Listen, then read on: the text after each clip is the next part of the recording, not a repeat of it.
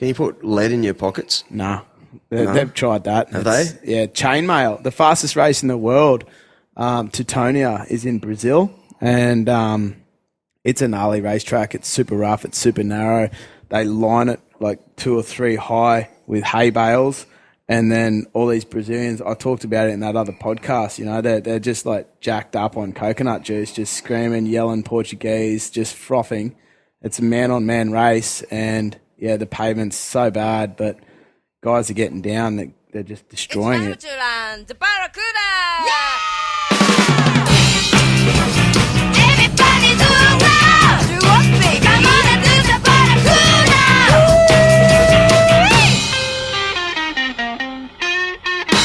G'day, viewers. This podcast was brought to you by Koala Karma, the chill-out drink. That's right. Chilled out. So chilled out that I got 2 of the world's best longboard skateboarders in. Adam Yates and Jeremy Rodgers. Jeremy Rodgers is he was one of the guys that started the whole longboard skateboarding craze here on the Gold Coast. Oh, you know, definitely the man. So, and Yatesy, Adam Yates, very popular from the Land Yachts collection of skateboards. Listen to me bumble through this intro. I hate intros, but hey, they were just here.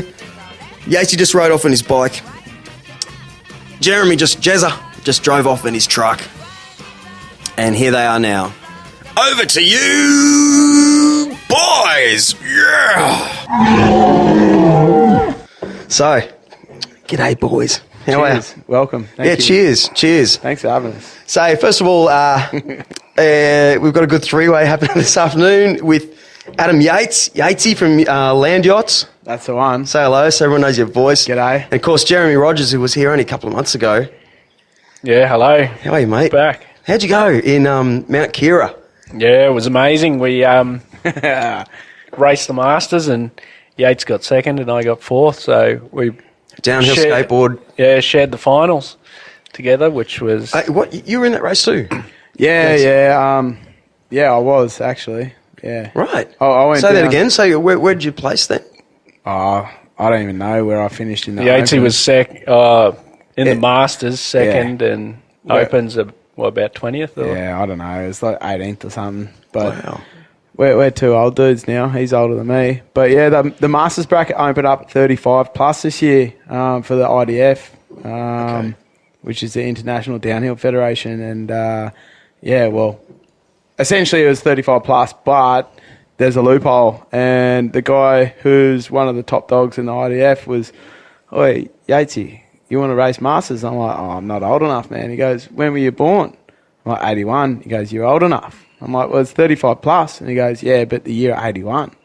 So all through school, I was always lured because my birthday's like halfway, end of June. Right.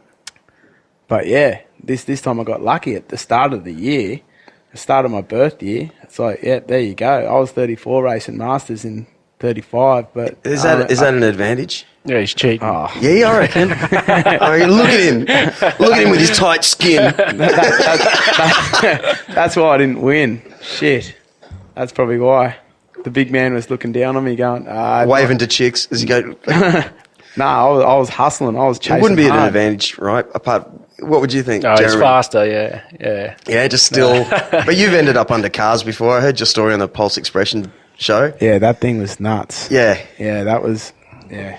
Yeah, another podcast I listened to once. Yeah. You know, your massive near-death experience under a car. Some poor little old lady. Yeah, I didn't even get to see the old bird, but apparently she had a lack of sun. She was pretty white. I don't know whether it was from the experience or whether it was Portland's winter, but that wasn't good.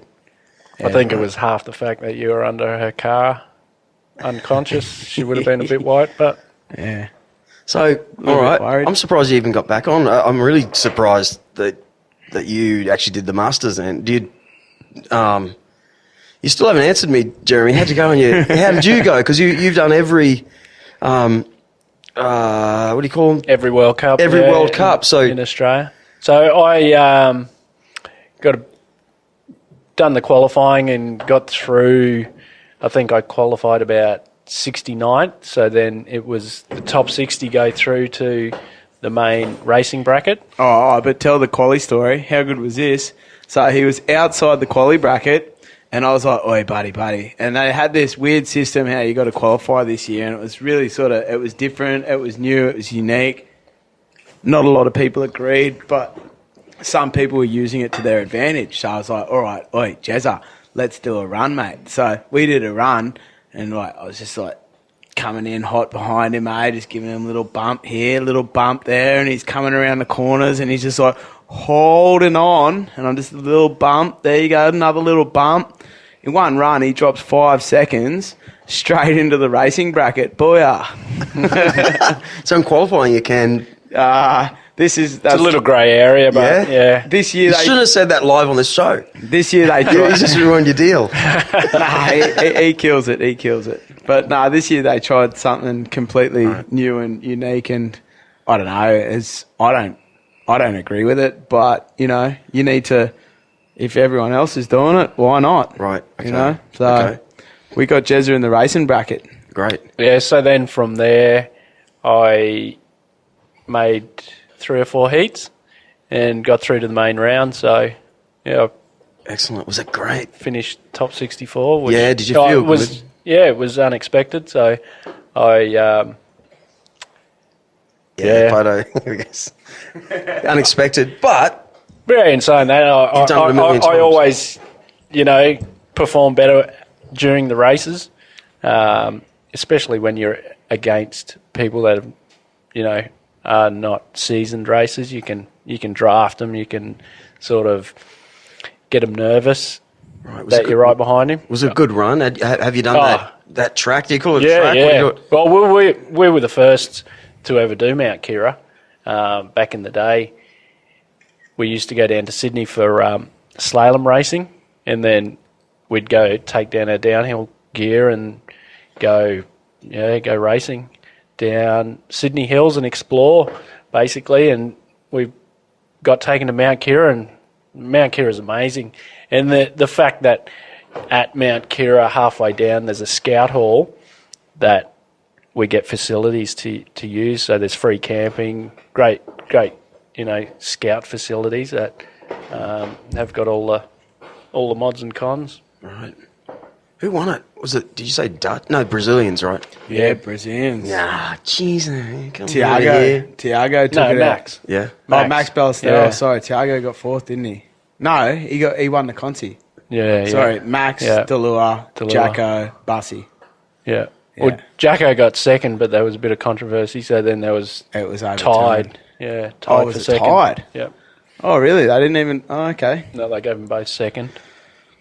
And then Bassey, the other Aussie, He's Queenslander. He's a machine. Jeez, Yeah. he needs to What's play. his real name, man? Brendan. Brendan Bass. Brendan Bass. Okay. Yeah. Where's he from? He's from Townsville, but he's moved to Brisbane, and he's a landscaper, and he's got hands the size of... Right. He's got hands the size of dinner plates. And just Yeah, he's leather. giant. He's a big fella, Okay. and he's such a good dude, man. Like, just very, very humble. Such a good skateboarder, a good human being. Hey, is there anything to weighing heavier and rolling down a Oh, hill? for sure. Okay. Okay, Yeah. right. That's Yeah. how it works in that principle too. Momentum and aerodynamics. It's the two biggest thing our sport has going for it, So, smaller guys like me and Jeremy in a straight line, we might have a smaller displacement.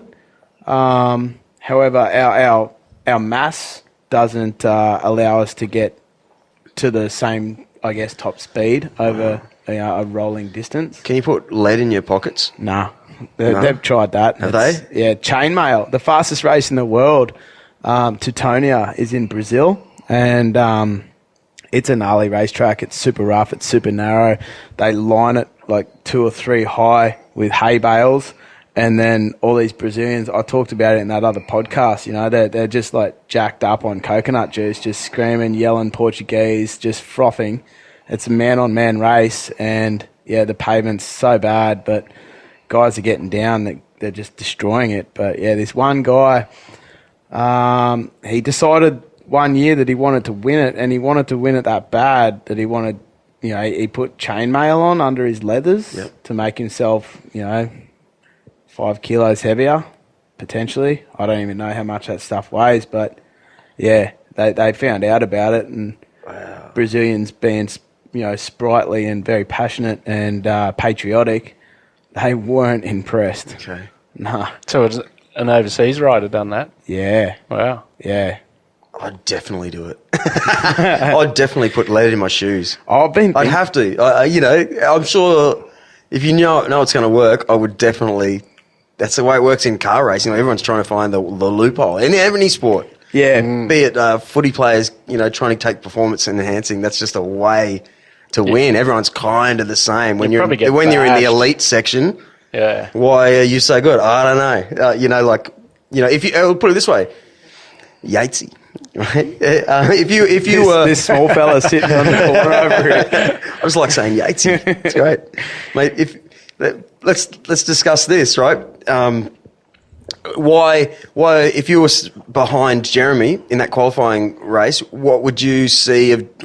Why could you give him a push? Could you see anything in his technique or anything? It's straight up aerodynamics. Okay. So by him parting the air, going down in front of me and creating a turbulent displacement behind, Drafting, yeah. I could draft. And that way, everything was, he was forcing the wind around his body and it was sucking and vacuuming in behind him. Right. And I was in that close behind him that I was getting essentially sucked into the back of his track. Wow, so they can kind of let that happen. Yeah, for drafting, sure. drafting. So they can work racing. as teams. Wow. Yeah. Well, yeah. Yes and no. Yeah. Right. So do you know in triathletes, they can't draft at all, and they'll get pulled up if you're. I'm making this up, but it's something like if you're within 6 meters. That's the third time I've heard you say that this afternoon. Me? Oh, mate, I'm making it up. I keep recording these shows, and I'm thinking, I'm just bro science, That's so good. There was twice out in the car park. I'm like, I love this guy. The way he thinks, he just runs with it. I might just change that to this is real. This is actual fact. And actual fact. 6 meters. Wikipedia. Yeah. Right, You can write your own. Yeah, you can. What is it? I forgot the word here. You can alter, I guess, like Wikipedia. Yeah. Kevy's done it. You can make up your own. Yeah, Definitions. He went and edited, and then it's like, I don't know, for shits and gigs, Joe Blow is a legend, just on Wiki, and there's like Joe Blow. Your name's Joe Blow, and you're like, I'm a certified legend, mate. And they're like, check out Wiki. And next thing you know, there it is, Wikipedia, Joe Blow. Are you in legend. Wikipedia? I don't know. I was in there. I'll be honest. I didn't know anything about Wikipedia, but You found as yourself. you when you Google your name every now and then. Yeah, I found myself, and it was when I was racing sprint cars. It was Drew Crux, sprint car driver. That was it. And I didn't know. No references. I didn't understand Wikipedia. But anyway, years later, I knew what Wikipedia was and went, yeah, I'm in Wikipedia. I went back there, it's gone. Damn. So someone is like, nah. No, he's not anymore. Drew Crux didn't make it. We should do that by the end of the day. Wikipedia, get ourselves in there. Yeah, let's go and edit it. Anyway, Well, this will be a reference. So what's going on now then? What happens with that World Cup? Does it go to somewhere else? And is it like, say, a surfing tour where it's a build-up of points, or is it a...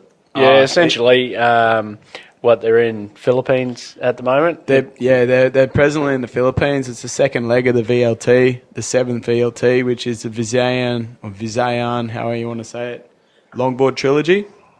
And that basically treks around through a couple of different islands there in the Visayan province of the Philippines. And the third leg of that event is an IDF World Qualifier event. And then from there they go to China. So essentially the season started in Australia with Mount Keira, the one that we both went to, and then it went across the ditch to New Zealand to Mount Ruapehu. They had the race there, which was only a qualifying, wasn't it? We started with a World Championship, and then World Cup event, I should say, and then we went to a World Qualifier event, and now the Philippines will be another World Qualifier event. The Yuping Cup in China, I'll be going to that. That's on the 23rd of this month. Goes for 3 days. and that'll be another qualify event. A lot of the world, like